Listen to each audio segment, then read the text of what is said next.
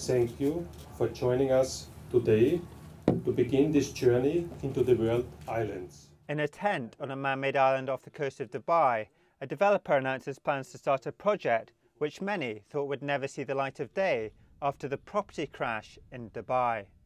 This is the island of Germany, which is one of the first islands which will start construction at the beginning of 2010. We're about 4 kilometres from the coastline of Dubai here. And just to give you an idea of the scale of this project, there are 300 islands here, spanning a total distance of 9 kilometres by 5 kilometres. Germany is one of 6 European islands which has been snapped up by the real estate company Kleindienst. The company's audacious plan includes 75 holiday homes, 6 hotels and 6 floating palaces, and is hoping that holidaymakers will swap the real Europe for a man-made version. When Germans are purchasing holidays to enjoy the winter sun, typically they do this at the moment in Florida. 200,000 Germans own holiday homes in Florida, and we know that a part of these people would like to own holiday homes here in Dubai. Apart from raising finance, the big challenge for developers here is transport and infrastructure. The master developer Nikhil, which built the world, sold the islands to other developers without utilities, which is why Kleindienst is using solar power to generate electricity and recycling most of its wastewater. Normally it takes us around 6 to 8 months when we decide to develop a project on a plot till we start construction. Here it took us 3 years, and one of the reasons is how to handle the infrastructure in a sustainable way. When it's complete, Nikhil estimates there will be around 185,000 people living on these islands.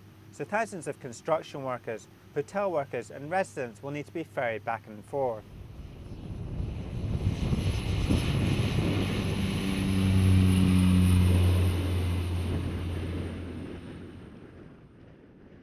But while this has created a logistical challenge, it has also created an opportunity.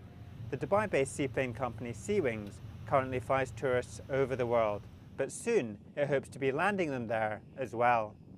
I think we'll be shuttling to and from the islands every day, all day. I would expect probably next year maybe 3 or 4 flights a day at least, rising maybe to 10 flights a day over the next 24 months. It's a fairly slow start, slower than expected, but gradually as people buy houses, take occupation, so the actual activity will increase. But many still question whether or not projects like the World will ever be finished. Nikhil is part of Dubai World, which is currently struggling to pay back billions of dollars of debt. Many of its offshore projects are currently on hold. You will probably see significant delays, maybe even cancellations in some of these land reclamation projects. I'm fairly skeptical about the other big project, the Universe, and another one is the waterfront. And then you've got the other 2 palms, Deira and Jebel Ali. So there's a significant amount of world-like projects.